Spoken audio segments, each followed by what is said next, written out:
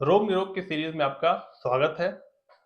हम लोग अलग अलग तरह की बीमारी के बारे में देख रहे थे, खास करके वैसी समस्याएं जो यूरिन की समस्याओं से जुड़ी थी, यानी यूरिन ट्रैक्ट से जुड़ी थी, उन समस्याओं के ऊपर ज्यादा बात कर रहे थे। तो आज उन्हीं में से एक समस्या है जो मेनली बच्चों में पाई जाती है, यानी वैसे बच्चे जो पैदा नहीं हुए हैं या तुरंत पैदा हुए, जिनको हम बोलते हैं इन्फेंट।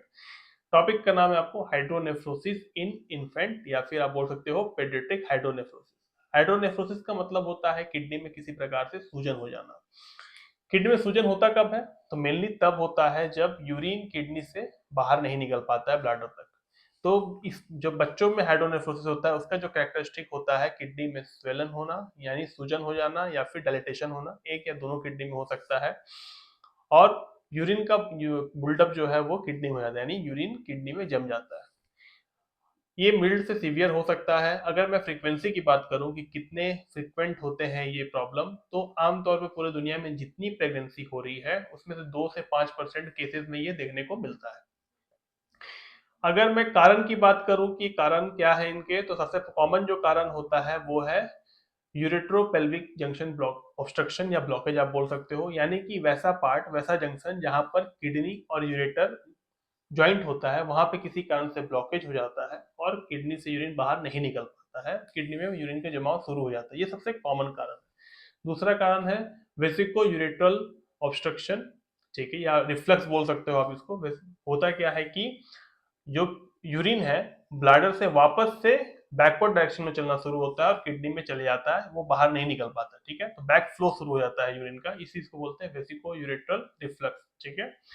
तीसरा कारण जो होता है वो है आपको पोस्टेरियर यूरेथ्रल वाल्व, यानी कि पुरुषों में, यानी जो मेल चाइल्ड होता है उसके जो यूरेथ्रा होते हैं उसमें किसी प्रकार का एबनॉर्मल टिश्यू की वजह से ब्लॉकेज शुरू हो जाता है, जिसकी वजह से किडनी से यूरिन बाहर नहीं निकल पाता है।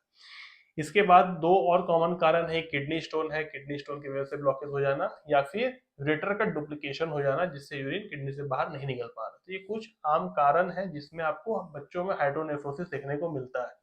अगर मैं सिम्टम्स की बात करूं क्या क्या सिम्टम्स हो सकते हैं, तो मेनली जब किसी को पेट में कोई प्रॉब्लम होगी, किडनी भी पेट का एक पार्ट है, एब्डोमेन का पार्ट है, तो उसमें पेट में दर्द शुरू होता है। ठीक है, तो एब्डोमिनल पेन होगा, यूरिन में ब्लड आना शुरू हो सकता है, बार बार frequent urination, urine tract infection. उसके अलावा आपको चाइल्ड का ग्रोथ में डिस्टर्बेंस हो जाएगा, उल्टी जैसा लगेगा जिसको हम नोसिया बोलते हैं, या फिर वॉमिटिंग हो सकता है, और फीवर आना शुरू हो जाएगा। ठीक है, तो ये कुछ सिम्टम्स है जो इसमें होते हैं।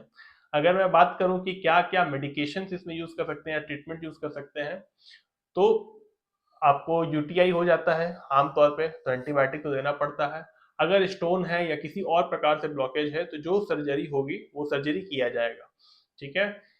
अगर मैं डायग्नोसिस की बात करूं तो ये डायग्नोस कैसे होते हैं, तो आमतौर पर जो पेरेंट्रल अल्ट्रासाउंड होते हैं, जैसे बच्चे के बर्थ के पहले जो माँ का अल्ट्रासाउंड होता है उसमें ये पता चल जाता है। अगर कभी कभी नहीं पता चलता है तो बच्चे के जन्म के बाद अल्ट्रासाउंड होगा, या फिर एमआरआई और सीटी करके कंफर्म किया जा सकता है। तो ये थे आपके हाइड्रोनेफ्रोसिस बच्चों में। अगर आपको वीडियो पसंद आया हो तो लाइक शेयर जरूर कीजिए, सब्सक्राइब जरूर कीजिए। अगले वीडियो में फिर मिलेंगे, तो अपना ख्याल रखिए। जय हिंद।